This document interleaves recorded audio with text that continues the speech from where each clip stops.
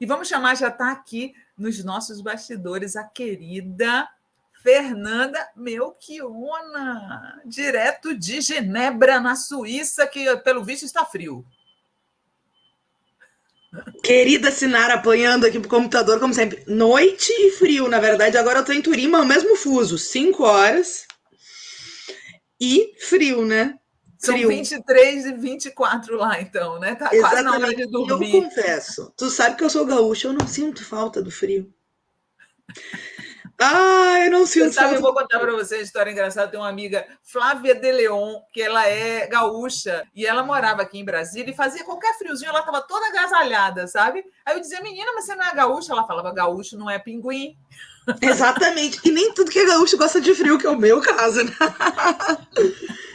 Ai, Ela ai, mais falava tarde isso. aqui da noite, mas que bom estar com vocês no sextou, né? Muito bom. E louca de Eu inveja, tu queria. de blusinha. Está muito quente aqui. Aqui está assim, ó. A situação é a seguinte: tem um ventilador ali para poder dar uma refrescada, e os mosquitos, minha filha, me mordendo atrás, na perna e tudo que ela. Aqui em Brasília tem bastante mosquito, né? Tem mesmo. Essa Mosquito. época do ano. E parasita, né? No Palácio do Planalto, né? Com o Bolsonaro, Sanguessuga, parasita tem um monte. tá cheio. Bom, hoje a gente vai fazer um papo cabeça diferente. Eu vou botar a Fernanda, claro, para falar de cultura, mas é óbvio que ela não poderia chegar aqui sem falar do que ela foi fazer em Genebra, na Suíça, que foi entregar o relatório da CPI na ONU, né? Fernanda, você entregou o relatório, você sentiu alguma esperança de que isso possa significar uma punição para esse despresidente que a gente tem?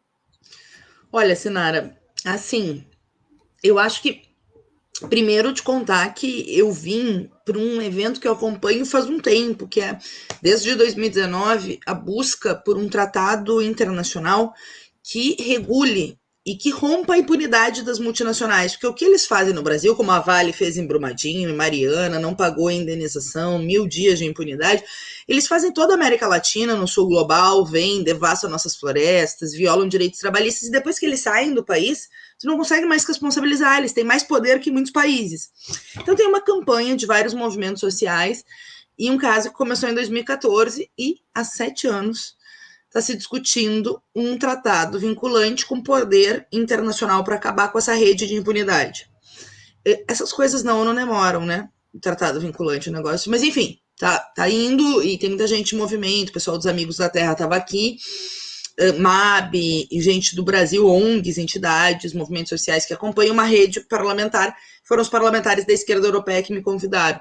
Já tinha me convidado em 2019, me convidaram agora. Mas eu aproveitei, é óbvio, e trouxe o relatório da CPI. Bem isso, eu estive lá na CPI, falei com o Randolph, peguei e trouxe, fiz várias reuniões, né? As mais importantes com a representante para Américas da ONU, do Alto Comissariado da ONU por Direitos Humanos, a Alicia, e a representante de Brasil. E eu acho que, assim, é impressionante, porque embora o pessoal saiba que nós vivemos um terror no Brasil nos últimos 2 anos, e seguimos vivendo, mas é que, claro, chegou em alguns momentos antes que não tinha nem previsão, né, de vacina, de acabar com a mortandade, 3 mil mortos diários e tal. Mas o pessoal não sabe o conjunto de negacionismo, atuação criminosa, negligência. Então, quando eu contava, eu resumi os 7 pontos e dei exemplos, tudo que está no relatório, né? Assim, Sim, porque com sim. foto, para mostrar que. E assim, choca, né? Choca. Eu achei muito boa a reunião. Elas sugeriram, aliás, mulheres, mandar também para a alta comissária, para a Bachelet, embora elas sejam do comissariado, né, das relatorias das Nações Unidas para os Direitos Humanos, e nós vamos fazer também, né, porque, claro, a ONU não tem poder, entre aspas, de condenar por crimes contra a humanidade como o Tribunal Penal Internacional tem, gente. O Tribunal Penal Internacional tem, pode demorar, em geral demora essas coisas, mas ele vai ser condenado, eu tô convencida disso. Mas ajuda muito na visibilidade, na cobrança e na denúncia internacional, né? Se os relatores forem de fato se debruçar sobre os relatórios da CPI. E tu sabe que depois eles até caçaram a minha palavra nessa sessão da ONU, né? É isso Acho que eu que ia te foi lobby perguntar do agora. Itamaraty. Você foi proibida de falar lá na convenção em Genebra, né? E eu já tinha falado, Sinara, esse ano, porque eu vim em 2019, falei, esse ano eu falei no primeiro dia. Só que no dia depois da CPI, que eu tava, óbvio, acompanhando o evento, manhã e tarde, eu ia sempre, né? Aí os países vão falando. Aliás, o Brasil atuou, gente, só quero contar aqui para vocês, para desidratar todo o tratado. Começaram dizendo que o problema é que o tratado não podia inviabilizar os negócios. Assim, depois tentaram tirar gênero numa parte das resoluções, depois tentaram tirar direitos coletivos, porque quando tu tem, por exemplo, uma comunidade indígena atingida, tu pode ter o cacique atingido, mas tu tem uma comunidade, é um direito coletivo, né? Então o Brasil atuou de todas as maneiras para desidratar. Mas enfim, eu cheguei no outro dia, me inscrevi, e eu já tinha falado no evento. E aí eles, não, só governo, ONG ou entidade acreditada, coisa que nunca aconteceu. Eu venho, enfim, sempre, nunca tinha acontecido. E eu não tenho dúvida que foi o governo Bolsonaro que atuou, né? Não sei se Quer dizer que necessariamente a a visão brasileira. diplomacia brasileira está toda aparelhada, é isso? Eu não sei se medo, porque eu sei que tem várias pessoas da diplomacia, eu respeito muito, que não concordam com o que o governo Bolsonaro está fazendo. Só que algumas vezes na história não basta não concordar, é preciso enfrentar, né? E, aliás, este é um momento. Eu estava passando vídeo do Renan Calheiros ali, e óbvio que eu tenho 500 mil diferenças políticas com o Renan, como a Sinara também, nós sabemos, claro, né? Mas ele falou correto, né? O lugar que o Bolsonaro vai ter nos livros de história é comparado com esses fascínoras, né? Que a humanidade já venceu, né? É uma pena que a nossa imprensa hegemônica não, também está sabotando o relatório, né, Fernanda? A gente está vendo, todo dia tem uma matéria, o STF, eu fiquei boba com essa, saiu ontem a manchete no UOL, o STF disse que ministros do STF dizem que o relatório é fraco. Você abria a matéria, só tinha um ministro ouvido em off, gente. Não pode fazer jornalismo dessa maneira. Não. E o relatório é fraco da onde, né, Sinara? Porque assim. Aonde? Da onde? Pega capítulo por capítulo. Tem prova, vídeo, foto, extrato de coisas que ele falou nas redes sociais, documentos oficiais. Não, fraco não é. 600 mil mortos. 600 mil mortos. Não. E a realidade é que, para nós, eu contei o caso da Prevent Senior aqui. Elas ficaram chocadas. Eu disse, não, tinha um gabinete do ódio, funcionou assim. E claro que no Brasil foi impactante, mas perto de tudo que se viveu, se naturalizou até. Eu não diria secundarizou, mas assim, passou batido. Tu ter uma empresa privada orientada pelo gabinete do ódio e pelo governo, que usava as pessoas de cobaia, tolia o direito à informação e falsificava atestado de óbito. Simples assim. Nossa. E coagia os médicos. Gente. Nossa. E dava kit de remédio que não funciona para as pessoas. Você viu? Eu coloquei aqui mais cedo, no início do programa, Fernando, o vídeo de uma senhora que perdeu o marido em São Paulo, que agora está rolando uma CPI da Prevent lá na Câmara de Vereadores de São Paulo. Gente, é uma coisa horrível. Ela chegando lá e vendo o marido dela abandonado no leito, uma coisa assim, casa da morte mesmo, né? Não, e a orientação para os médicos, né, Sinara? De não usar máscara para não ameaçar. No meio de uma pandemia, gente. É isso, é casa da morte. É muito grave, sabe? E tu sabe que, de fato, a gente sintetizou, e cada um dos crimes que o Bolsonaro foi imputado, eu dei exemplos. Chocou todo mundo. E digo mais para ti. Eu não me lembro da história do país de um presidente indiciado por tantos crimes. 78 anos de cadeia, não me lembro. Eu me lembro que no Collor teve uma CPI da corrupção, que pegou lá a casa da Dinda, algumas coisas assim, né? Eu era pequena, mas me lembro que pegou algumas coisas. Mas assim, nem compara com os crimes contra a humanidade, os 9 crimes cometidos pelo Bolsonaro. Exatamente. E eles até podem tentar me calar aqui na ONU, né? Mas eu entreguei para todos os relatores, etc. E a TV aqui, lá na Suíça, falava do relatório. No dia depois da votação do relatório, estava falando do relatório do Brasil. Então, assim, pode tentar nos calar, mas nós estamos incomodando. Ótimo. Fernanda, eu queria passar aqui para o nosso... Eu e a Fernanda, gente, a gente escreveu artigos para esse livro aqui. O Guilherme tem o print da página, que se chama Princesas de Maquiavel, foi organizado pela Juliana Fratini, E aí ela reuniu várias mulheres, né? Além de mim e da Fernanda Melchiona, tem a Adriana Ventura, Alda Marco Antônio, Amanda de Albuquerque, Débora Tomé, tem a Joyce Hasselman do lado direito, né? Tem a Simone Tebet, tem a Juliana Brizola, que também é do Rio Grande do Sul, do PDT, tem a Tabata Amaral, tem um leque, tem a Glaze, tem um leque amplo de mulheres, né? Para as pessoas não acharem que só tem gente de direita, e temos nós escrevendo. Eu escrevi um texto sobre as palavras que usam para nos desqualificar, e a Fernanda fez um apanhado da trajetória dela e das coisas que ela viveu como ativista jovem, né? Eu vi que você começou a militar, Fernanda, com 14 anos. 14 anos, em protesto, indo para a rua contra as privatizações de Fernando Henrique do Brito. Faz tempo isso, ensinaram. Sua família é de militantes, é? A minha mãe sempre foi muito trabalhadora, assim, uma pessoa bem crítica, mas não chegou a ser militante, assim. Foi se filiar já no PSOL, assim, mais recentemente. Mas meu pai foi fundador do PT, lá na época de 80, não tô falando, assim, depois, né? Então, no interior do Rio Grande do Sul, vocês imaginem ser fundador do PT em Alegrete em 82, 83. Ele disse que era ele dizia, né? Infelizmente ele já partiu, que era ele e os amigos num Fusquinha, aquela coisa. Depois a campanha de 89, que a direita ia para cima e tal. Claro, em 2009 ele se filiou ao PSOL, se desfiliou do PT em 2006.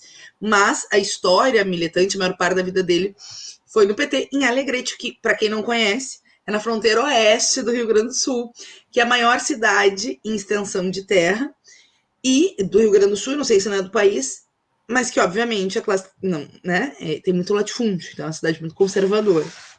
Uhum. Mas assim, é muito louco isso, porque eu fui morar em Porto Alegre em 1997, tinha 13 anos, meu pai ficou em Alegrete, e aí eu participei de um protesto, o Grêmio da minha escola passou na minha sala. E aí eu fui no tal do protesto, adorei, né? Contra o Fernando Henrique. E tinha um pré-requisito. Tinha que ler sobre o protesto. O Grêmio passou e disse: olha, só pode ir no ato quem lê, porque não sei o quê. Eu fui estudar, já conheci um pouco.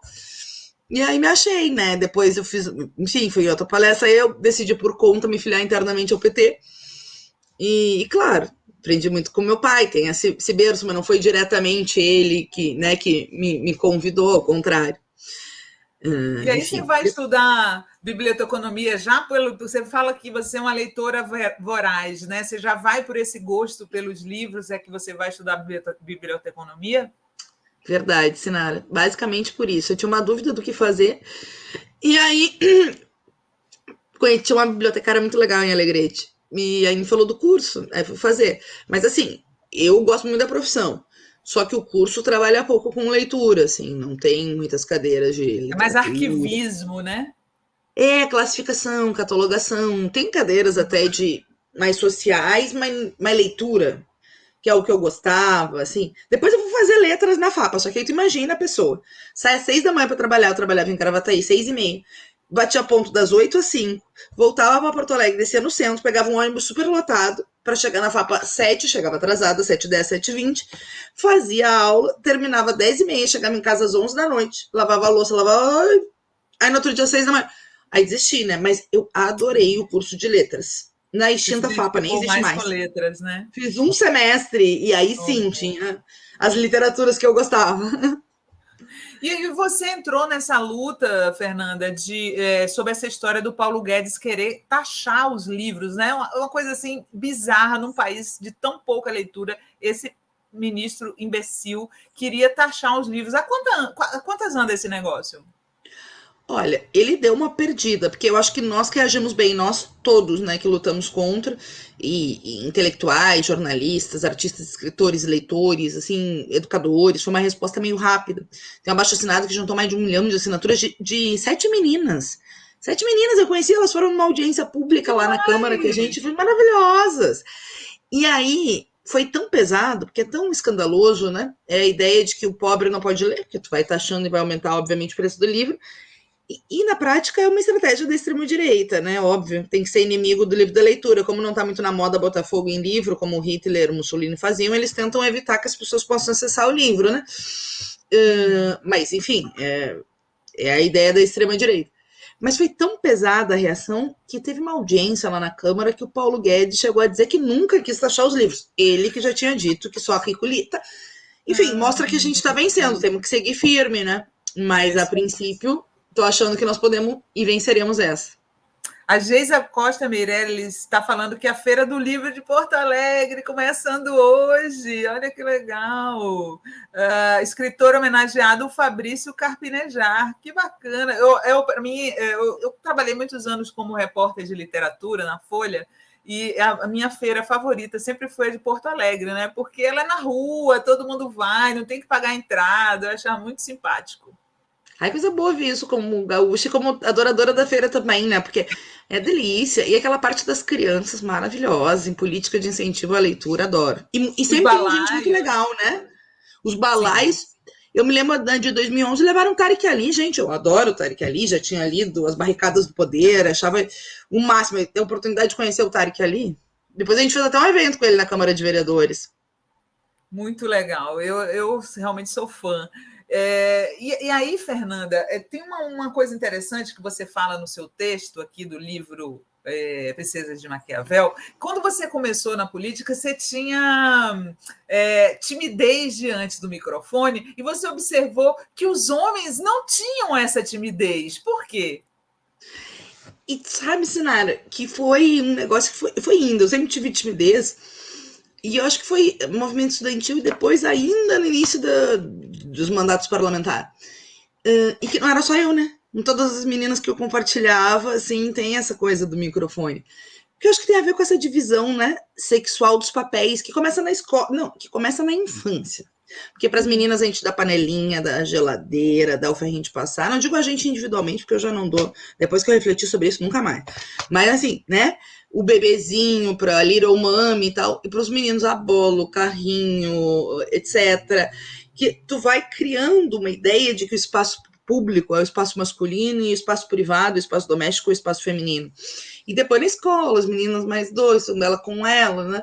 Então, é cultural, né? É cultural, porque não tem sentido nenhum e eu acho que está mudando. A verdade é que eu acho que tem uma geração que já está vindo sem esse medo que a gente tinha. Olha, mas eu demorei muito tempo para enfrentar esse medo. Muito mesmo, assim. Tipo, falava, né? Nunca deixei de fazer coisas por medo, porque a coragem não é não ter medo, é enfrentar os medos e fazer, não é não ter. Todos nós temos. Mas demorou, né? O primeiro discurso que eu dei, que eu não contei nesse texto, que me botaram para falar na frente de uma escola, e eu fiz o discurso para todos os jovens, foi ótimo, eles adoraram, aplaudiram. Eu disse, gente, só um pouquinho que eu preciso ir no banheiro agora. Saí correndo e fui vomitar, depois eu voltei, né? De nervosa. Foi forte a experiência, né? De nervoso, né? Caramba. Ó, o Cláudio Bem-vindo está falando aqui, estou sentindo frio, não ganhei um abraço nem da Sinara nem da Fernanda. Um abraço, Cláudio. Abraço. Mônica Oliveira está falando aqui, conheci a Fernanda lendo o livro da Angela Davis na praia, em pleno verão do Santinho, em Florianópolis. Olha que legal. Quem? A Mônica Oliveira disse que te conheceu lendo o livro da Angela Davis na praia, em pleno verão do Santinho. Eu tô lembrando da Mônica, ela acompanhou a campanha do Free Angela, coisa que eu não tive a oportunidade, o prazer temporal de fazê-lo, me lembro, no Santinho. Um abraço, Mônica. A Maria José Rosa Teixeira mandou um superchat aqui falando, por favor, falem mais sobre o livro e onde podemos comprá-lo. Está à venda em todas as livrarias, tá? O Princesas de Maquiavel por mais mulheres na política. E aí ela pergunta, Fernanda, obrigada por sua luta. Você pode contar por que o pessoal votou contra a PEC 5? Claro, Maria José, é isso. Sobre o livro, eu tenho prazer de escrever com a Sinara e com muitas mulheres maravilhosas e outras que eu discordo, né? Mas, enfim, a ideia é discutir mulheres na política. Eu acho que aí todas sentem machismo, dessas que estão aí, né, no livro, todas, né? Só que tem umas que sofrem machismo e dizem que são contra o feminismo, né? Que é o caso da extrema-direita, né? Isso eu já disse, tinham que renunciar ao mandato, né? Se você ser coerentes com a ideia de ser antifeminista. Mas, enfim. Sobre a PEC 5, eu acho o seguinte, que é óbvio que o MP precisa de controle externo, né, gente? É evidente. Mas controle externo não é controle político, numa boa. Dá mais poder para o Lira e para a turma do Centrão indicar pessoas para o Ministério Público, para se autoproteger, não tem nada a ver com a nossa luta contra as arbitrariedades, a seletividade e a politização da Lava Jato. Que a gente, é óbvio, né, segue exigindo a punição do Dallagnol, etc. Eu acho que o debate ficou tão torto nas redes, porque não é isso que a gente está falando, gente. Olha o poder que o Senado tem, por exemplo, para indicar o Procurador-Geral da República para sabatinar, e nós temos Aras lá.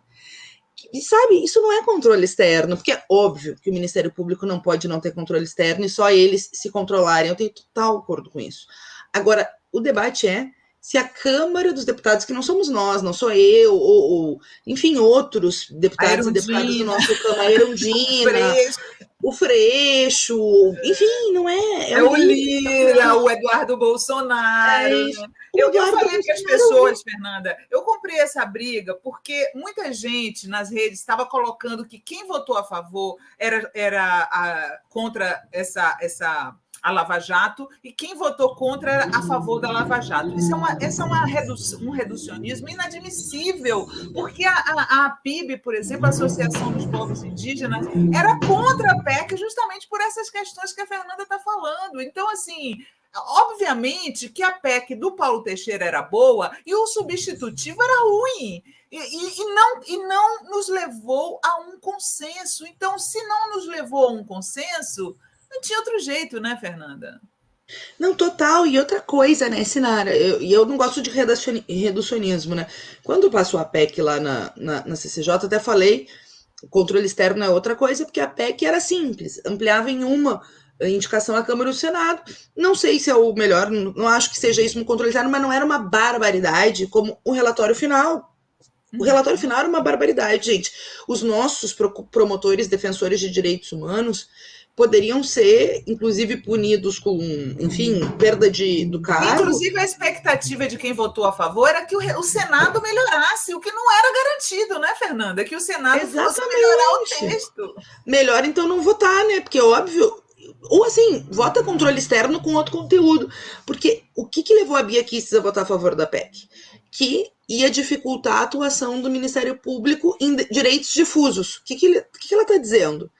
Para o Bolsonaro ter autoridade e autonomia para mexer em órgãos, não garantir direitos constitucionais sem o Ministério Público poder atuar. De fato, tinha uma cláusula ali. E óbvio que essa turma que defende direitos é minoria no Ministério Público. Aqui não se trata de ilusão no Ministério Público, mas o texto do relatório final era uma barbaridade. Não era bom, né? E eu não acho que de fato resolva. E o Eduardo Bolsonaro, por exemplo, era a favor da Lava Jato e votou a favor da PEC porque o Flávio está investigado pelo MP da investigação da rachadinha. Uma coisa é combater a seletividade e a arbitrariedade. Agora, outra coisa também é dar salvo-conduto para que Flávio não seja investigado, para que Lira não seja investigado. Gente, Lira, entendeu? Não estamos falando de Lava Jato, estamos falando de vários. Enfim. É isso aí.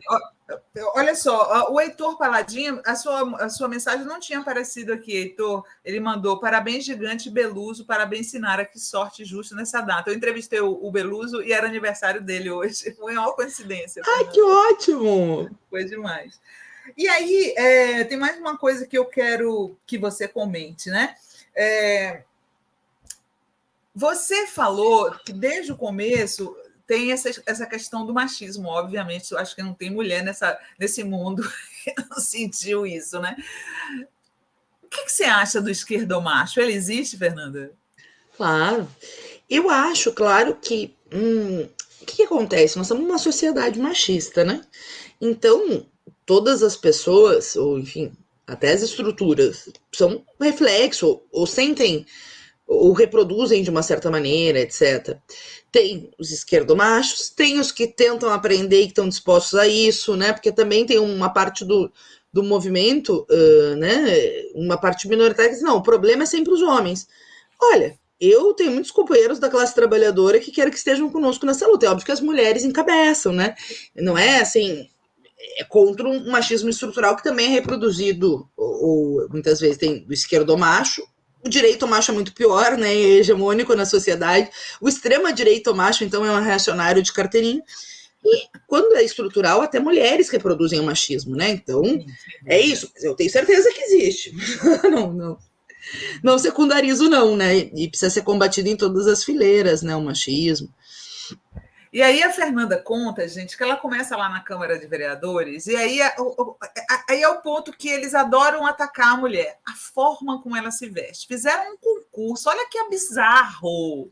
Fizeram um concurso para eleger a mais mal vestida da Câmara, e a Fernanda foi eleita a mais mal vestida. Olha como o jogo é baixo em relação às mulheres na política. E aí a Fernanda, para reagir, foi de gravata e paletó. Muito legal. Temos a foto dela ela botando a gravata. Olha só que bacana.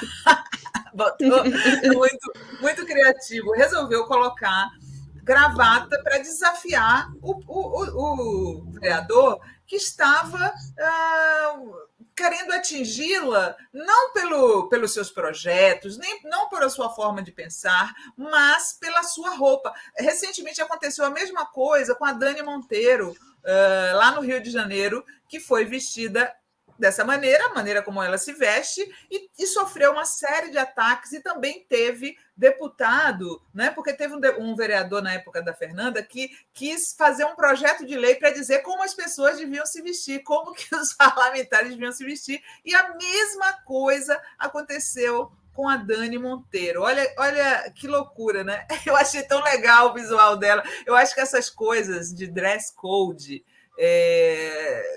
não tem nada a ver, as pessoas devem se vestir como elas se sentem bem, né? Mas conta aí pra gente como é que foi essa história, Fernanda. Foi a imprensa que me deu o título, tinha aquela matéria, Sinara. E olha que eu sempre era uma pessoa ativa, tu sabe, né? Claro, com menos experiência nessa época. A imprensa que deu o prêmio. Sim, eles sabem aquelas matérias grandes que o jornal faz? E o vereador que fez mais projetos, um não sei o quê, de curiosidades da Câmara. Muita crítica, é óbvio. E também, talvez não falte motivo, porque eu tenho muito projeto idiota, né? Mas aí a mais mal vestida era eu. Aí tá. Nem dei bola, né? Embora tenha ali. Eu seguia me vestindo como eu sempre me vesti, de calça jeans, camiseta, usava All-Star e tal.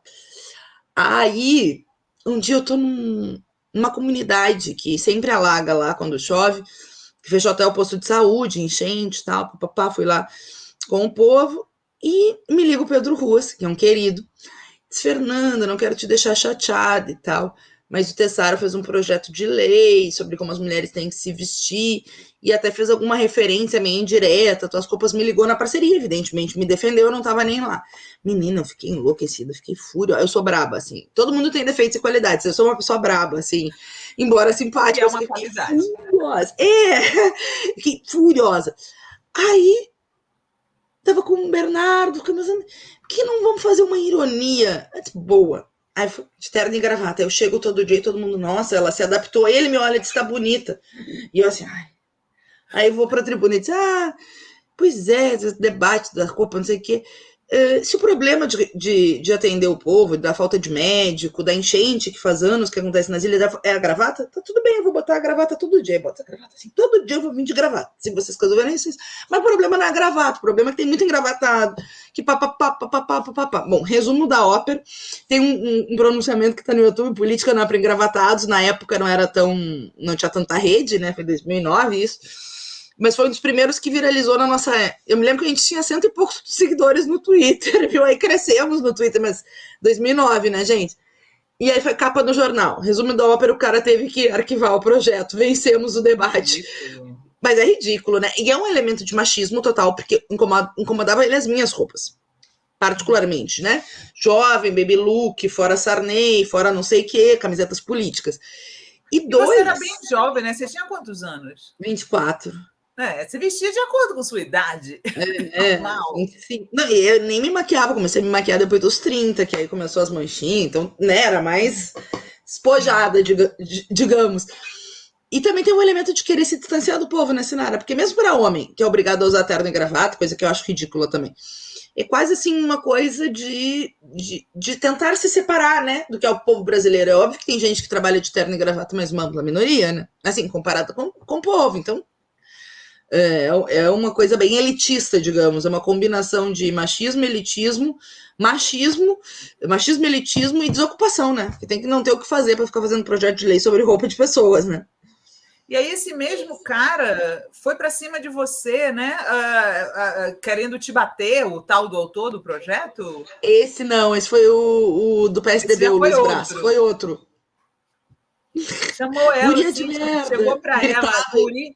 guria de merda, vou te bater. Olha o nível do político de direita no Brasil, né? Porque a gente podia, né, Fernanda, ter uma direita civilizada, civilizada para dizer, para usar esse termo, mas uma pessoa que parte para cima de uma mulher para bater, gente. O que é isso? Surreal, surreal. E a gente viu que não mudou muito, né? Porque outro dia em Porto Alegre também teve umas pessoas querendo agredir vereadoras negras, sendo racistas e tudo, né? Uma turma fascista da extrema-direita mesmo, que foi lá contra o passaporte da vacina e que foi tirada na mobilização, que foi racista com as vereadoras negras, que mordeu um outro vereador, enfim, essas coisas, assim, a cara da extrema-direita. E eu acho que não mudou mesmo o cenário, o que eu acho que mudou foi o fortalecimento da luta das mulheres, porque eu conto todas essas histórias no livro e ainda era meio solitária essas lutas nessa época, não que claro que eu tive apoio, na foto tá ali comigo a Sofia Cavedon, né, que era vereadora do PT, agora deputada estadual, obviamente o Pedro Ruas, maravilhoso, enfim, vários outros movimentos de mulheres, fez uma camiseta, mulheres pelo direito de decidir, nesse caso não era nem sobre reprodução, né, era a própria roupa, que loucura, lamentável. Mas não tinha o movimento que tem hoje, né, assim, de mais criação das mulheres, mais Você acha que mulheres lutando melhorou por nesse mulheres. aspecto? Acho que Melhorou. sim. Porque me perguntam, mas aumentou a violência? A extrema-direita é mais violenta, né, do que, enfim. Mas, tipo assim, o machismo cotidiano, eu acho que segue igual. A diferença é que agora a gente tem mais visibilidade, né, que mais pessoas, às vezes, por exemplo, tu lembra aquele vídeo do Zé Medeiros, em que ele me ataca e não quer que eu fale, não sei o quê. Eu, lasquei e tal, pá, na rede. O pessoal faz muito mais a crítica, assim, na hora, eu fiquei indignada com ele tentar me tolher a palavra e tal. Eu não me dei conta que era também um elemento de gênero, porque ele não interrompeu nenhum outro homem que falou, né? Era só eu, na hora que eu ia falar. E aí, tá. Aí o pessoal, não, Fernando, é absurdo. Tascou na rede, a repercussão é rápida, né? Porque o machismo nosso de cada dia é muito violento. Ai, piada machista, gente. Ai, meninas, é insuportável. Mas eu vi que, pegando já o gancho, já ia te perguntar isso mesmo, que a deputada Bia Kicis, ela tem sido tão violenta com as mulheres de esquerda quanto qualquer homem, né? Não é qualquer mulher que a gente quer eleger, né, Fernanda?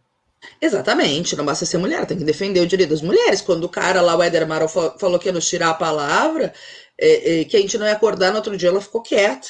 Né? Eu e a Maria do Rosário, nesse caso, fomos atacadas várias vezes, ela ficou quieta, né? E depois, quando a gente fazia oposição a ela pela PEC 32, por conta da pauta que ela botava, dizia, mas cadê a solidariedade feminina?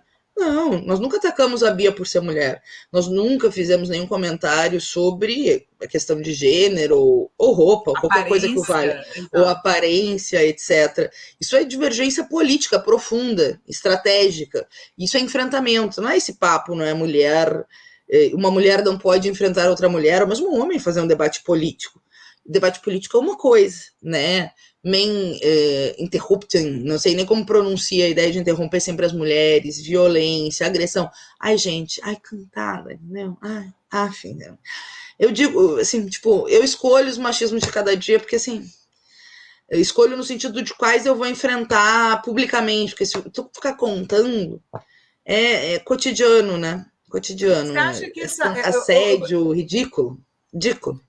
Eu tenho percebido que nessa era Bolsonaro está muito difícil ser mulher de esquerda no parlamento, né? Eu vejo que vocês estão sempre a Vivi, por exemplo, que é do pessoal do Pará, está sempre se queixando das interrupções, de não darem fala, e quase sempre nas comissões presididas por mulheres, pela Carla Zambelli e pela Bia Kicis. Né? É um absurdo. A mulher machista é a coisa mais difícil de engolir, né, Fernanda?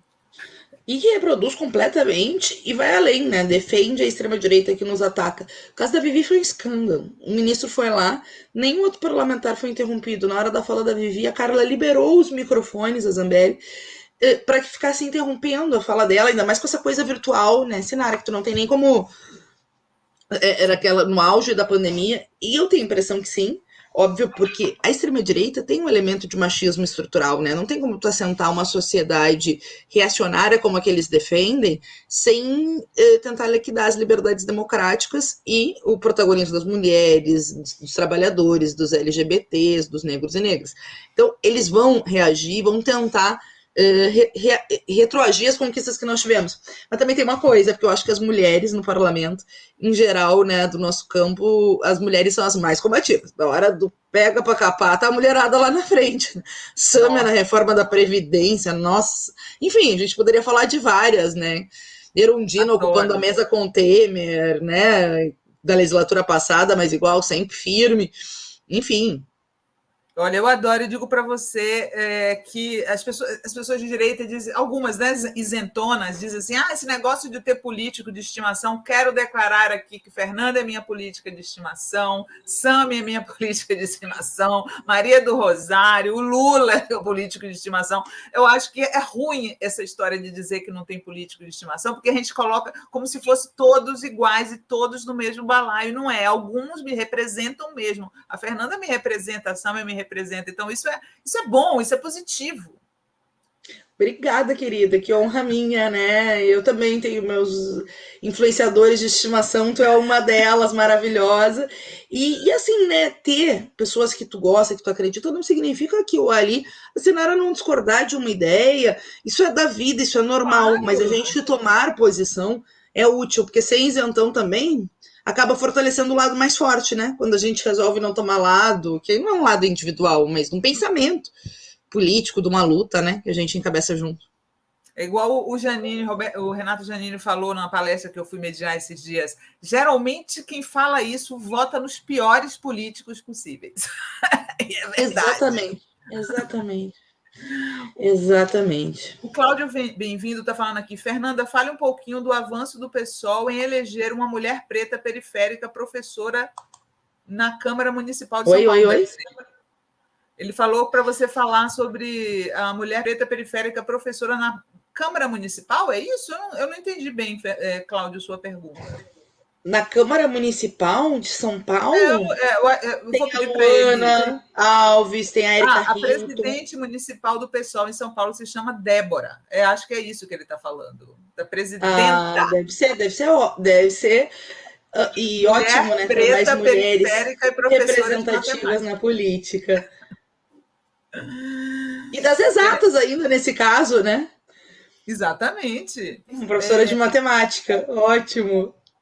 Fernanda, você fala no livro também sobre uma coisa que também se cruza com um artigo que eu escrevi, o uso de palavras que são dirigidas a nós, né? Então, além das cantadas que ninguém pediu, né? Ninguém pediu para ser cantada, não nos cantem, não nos cantem. Ainda tem essa coisa de a mulher, quando ela é... A Dilma falava muito isso, né?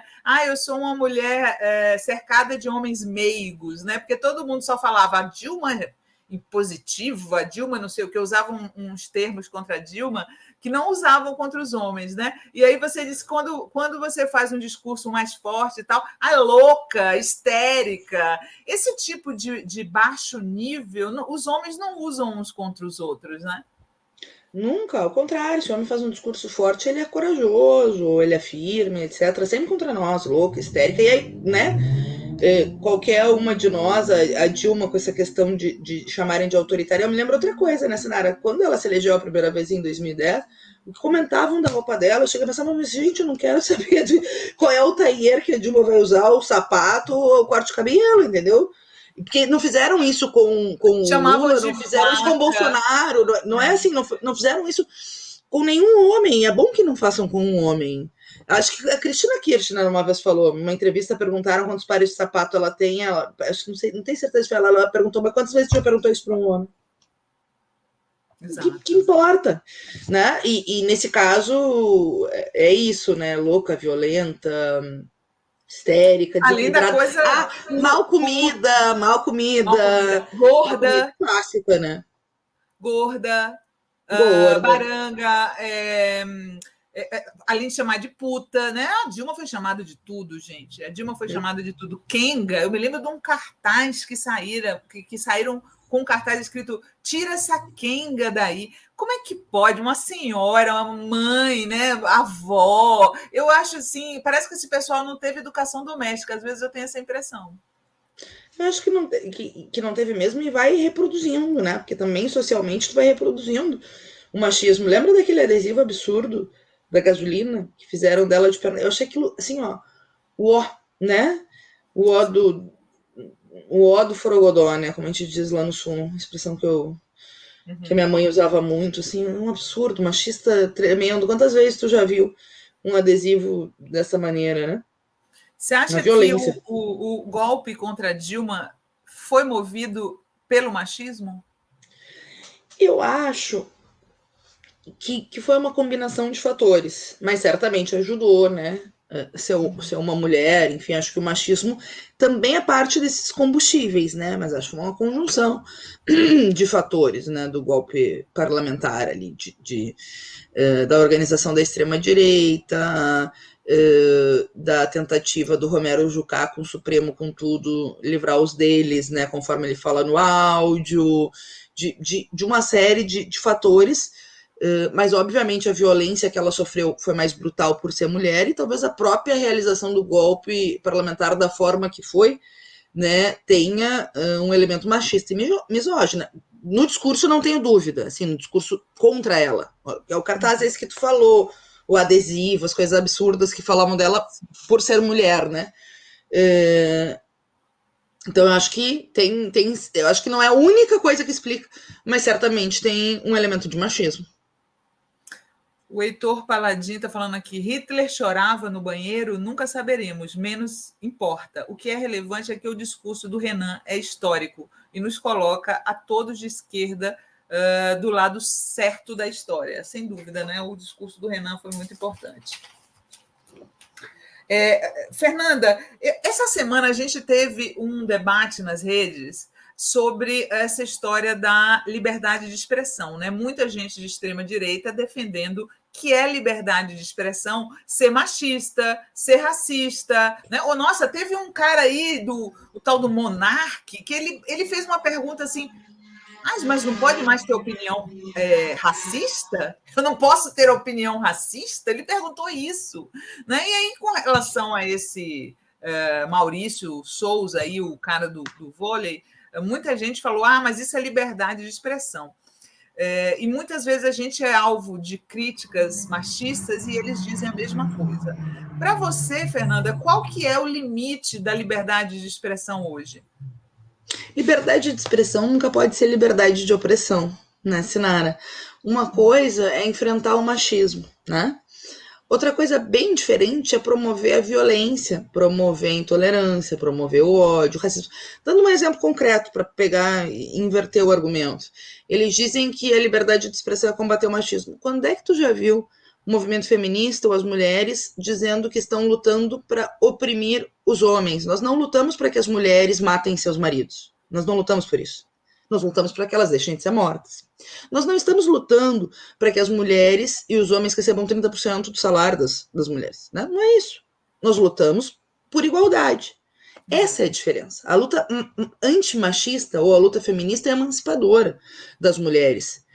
O preconceito, a violência, a reprodução do machismo leva à manutenção da violência e muitas vezes à propagação dela, né? Porque não é liberdade de expressão. Não é liberdade de expressão eu fazer uma postagem homofóbica. Se o Maurício de Souza não gostou do quadrinhos da DC Comics, não compra. Tá livre para não comprar. Isto é liberdade, ele não comprar o gibi. Agora, ele achar que não pode ter um beijo LGBT e que o beijo LGBT não pode existir, e ainda depois de ser demitido, fala de novo ser homofóbico, etc., isso não é liberdade de expressão. Isso é LGBTfobia e é crime. Então, acho que tem uma diferença, né? Porque às vezes a gente tem que desenhar. E essa do machismo e do feminismo, eu me lembro muito que há 10 anos atrás perguntavam, mas por que vocês lutam contra os homens? Isso está diminuindo, para ver como os tempos estão mudando. Eu dava esse exemplo, a gente não está lutando contra os homens. Eu não quero bater em nenhum marido meu, não acho correto, nem quero, né? Não quero violência. Né? Nem considerar um homem uma propriedade privada, mas não me considere também. Simples assim. E o problema são as mulheres brasileiras, né? Que seguem sendo mortas por esta lógica. Aí tem uma pessoa aqui dizendo aqui, mas o cara perder o emprego por isso é opressão. Olha só, ele tem no contrato dele algumas regras de respeito às minorias, por exemplo. Se ele descumpriu as regras do contrato, normal ele perder o emprego, né? E se for levar mais além o argumento, o debate, se LGBTfobia é crime e a pessoa cometeu LGBTfobia, a condenação é maior que perder o emprego, né? Acho que é o Emerson que perguntou, pode até ser penal, né? Porque convenção é contravenção penal. Por exemplo, racismo é crime imprescritível e inafiançável. Então não é assim que não sei quem foi que falou que agora não dá nem para ser racista, não dá. E felizmente não dá, né? Embora a gente ainda viva o racismo estrutural. Não posso mais ter opinião racista. Eu fiquei de cara, eu falei, gente, a Lei CAOD, em 85, ela foi sancionada em 89. Essa pessoa não sabe ainda que é crime ser racista no Brasil? Imprescritível, inafiançável. E segundo o Supremo, ainda bem, igualou a injúria racial ao crime de cassino, que é muito importante, porque transformava tudo em injúria racial. Então a pessoa fazia o maior absurdo da face da terra, era injúria racial. Agora tudo imprescritível, inafiançável, né? Então essa pessoa devia cuidar com o que escreve, né? Porque é para além do emprego, sabe? Quando a gente fala em crime, em preconceito, em intolerância. Fernanda, a gente está chegando no finalzinho aqui da nossa entrevista. Vocês sabem que todas as pessoas que vêm aqui no nosso programa, elas trazem dicas culturais para vocês que ainda estão se cuidando contra a pandemia. Esse final de semana, vários estados vão relaxar, né, as máscaras, mas a gente aconselha vocês a continuarem se cuidando. E aí a Fernanda trouxe 2 dicas para vocês. A primeira delas é um livro que se chama... Peguei, anotei aqui, olha lá. Lutando na Espanha, do George Orwell, um clássico. Eu tenho ele aqui com outra capa, homenagem à Catalunha, recordando a Guerra Civil Espanhola e outros escritos. Você está lendo ele, né? Você está no processo de leitura. O que você está achando, Fernanda? Gente, sensacional. Sensacional, porque, sabe, a gente conhece o George Orwell do 1984, da Revolução dos Bichos. Já li ambos, evidentemente. Mas esse livro é autobiográfico, a história toda real, num dos momentos mais ricos, né, e tristes no final da história, que foi a Guerra Civil Espanhola, que o George Orwell foi ser um das pessoas que teve toda uma rede de solidariedade internacional quando, né, se estabelece o fim da monarquia na Espanha, etc., e se tem um governo social-democrata, mais liberdade para as mulheres, para os movimentos anarquistas, comunistas, enfim, tem uma mudança estrutural. A contra-revolução se organiza a partir do Franco e começa a Guerra Civil. E teve brigadas internacionais, e o George Orwell foi lutar em armas para defender a Revolução Espanhola, se defender, né, da contra-revolução do Franco. Só que o interessante é que é o quente, porque não é só a questão militante, é também as dificuldades, né? Muito triste, enfim, mas a forma como ele escreve, a gente parte, por exemplo, ele chega para uma formação só, dando um spoiler rapidinho, a primeira no Comitê Lenin, na comitê que eles chamam de outro nome, que é lá a escola que vai fazer a formação, que está chegando os brigadistas, e aí é uma formação militar, né? Porque estão se defendendo, os caras estão, o exército está, né, do Franco, atirando nas barricadas e nas resistências espanholas, né? Barcelona acaba sendo o último reduto.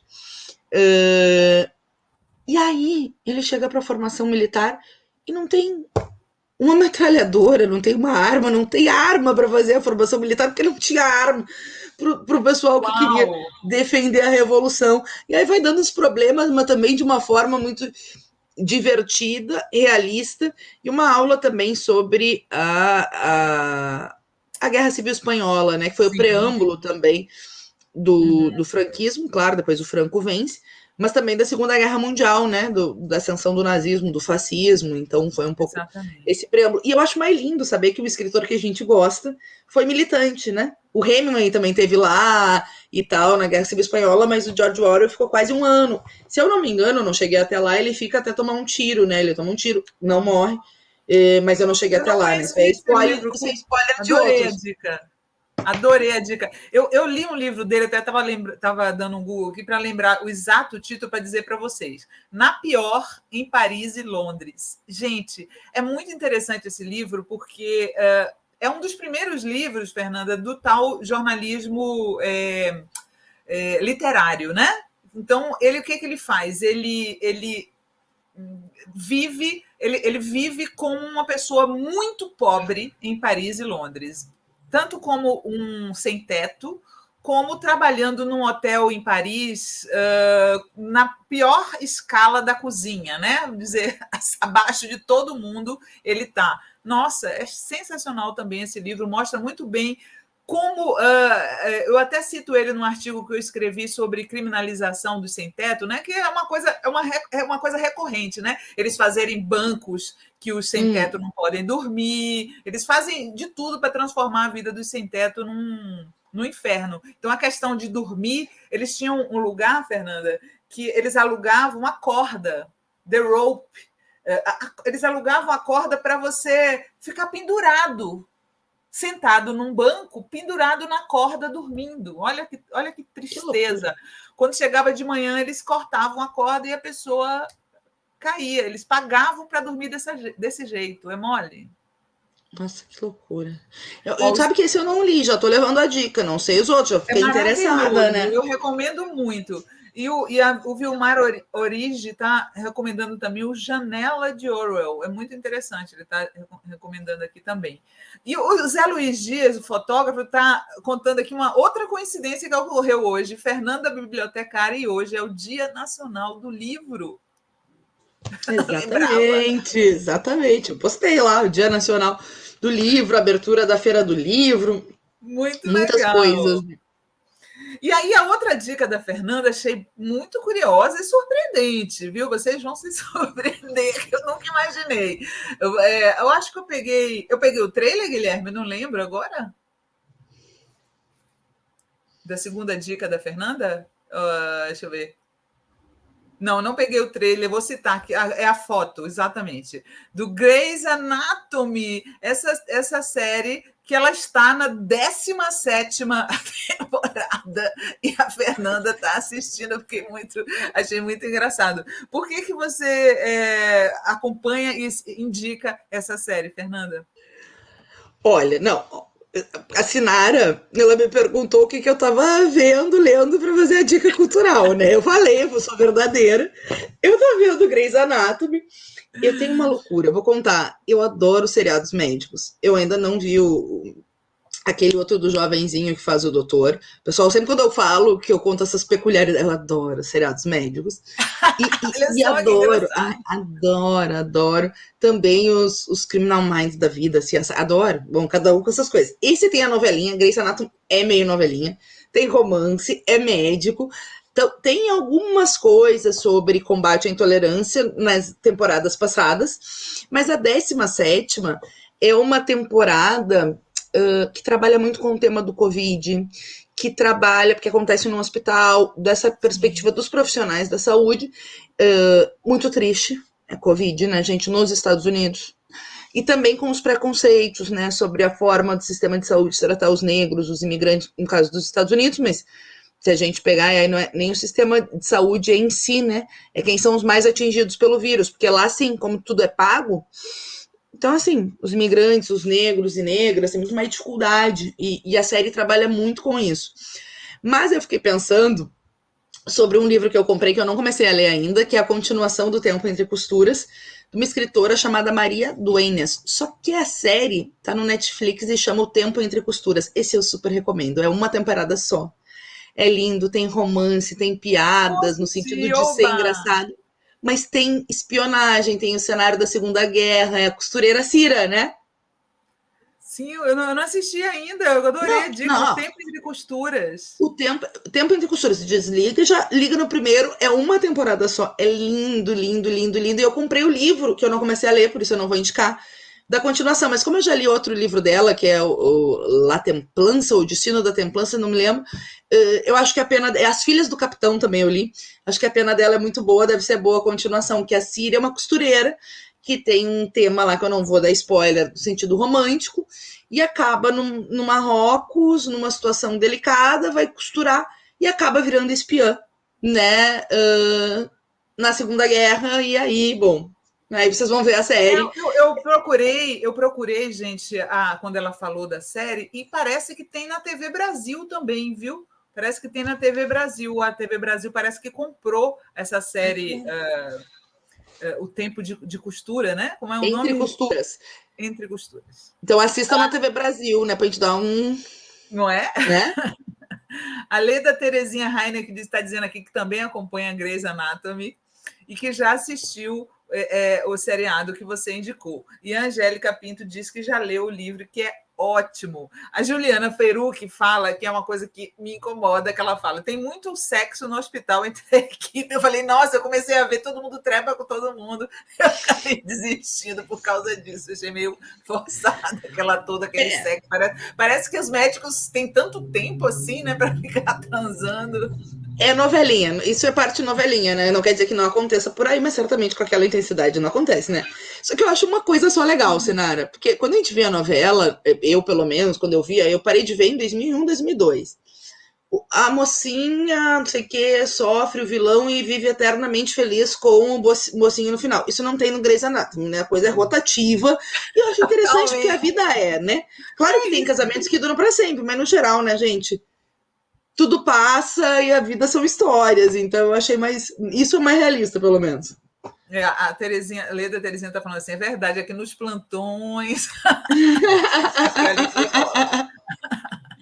Fernanda, para a gente terminar aqui nosso programa, eu queria que você dissesse para as pessoas como elas podem fazer para aumentar o número de mulheres nos parlamentos do país, coisa que tem crescido, né? Tem crescido, felizmente, mas diferenciando das mulheres que não as representam de fato. Gente, tem que primeiro lutar, né? Porque, claro que política é tudo, não só institucional, né? Então, a gente se auto-organizar, lutar, etc. Ponto 1, tem que lutar. Não dá para desistir. Só um parênteses, Sinara, eu sei que nós estamos com o tempo acabando. É difícil, o Bolsonaro é um horror, a gente inventou 2 anos, a pessoa me diz, mas a gente fez 4, 5 atos e ele não caiu, gente. A luta contra a extrema-direita não é corrida de 50 metros. Imagina se a turma que enfrentou a ditadura civil-militar no primeiro ano dissesse, não, a ditadura não caiu, não vou mais lutar. Não, seguiram lá 21 anos, demorou. Não vamos demorar 20 anos para se liberar do Bolsonaro, não iremos. Mas a gente tem que ter altivez na luta e seguir persistente e enfrentar o bolsonarismo, que vai além do Bolsonaro. 2, primeiro, mulheres, deem um passo adiante. Também na hora de se candidatar, me diz, porque eu não tenho perfil. Nós temos perfil, sim, não tem isso, vamos romper o medo de falar no microfone. E 3, se for fazer escolhas, escolha mulheres que defendam o direito das mulheres. Não basta ser mulher. Nós não queremos, nós não estamos lutando, nem eu, nem a Sinara, enfim, para ter mais mulheres explorando outras mulheres ou reproduzindo o sistema dominante. Nós estamos lutando pela emancipação das mulheres para construir outra sociedade. Então, isso é muito importante na hora de pensar, né? Não basta ser mulher, é preciso defender o direito das mulheres. É isso aí, Fernanda. Olha, aproveite aí, vai dar uma volta em Turim, caramba, coma bastante comida italiana aí por mim, tá? Querida, obrigada. Não sei se dá muito tempo, mas enfim, né? Logo tô aí, segunda-feira, mas estamos junto na luta. Um beijo grande, muito obrigada pelos elogios. É um prazer enorme te rever. E tu sabe que a admiração, a amizade, o carinho é recíproco, né? É isso aí, beijo querida. Grande e Beijão, fora Bolsonaro. Tchau, fora Bolsonaro. Tchau, querida.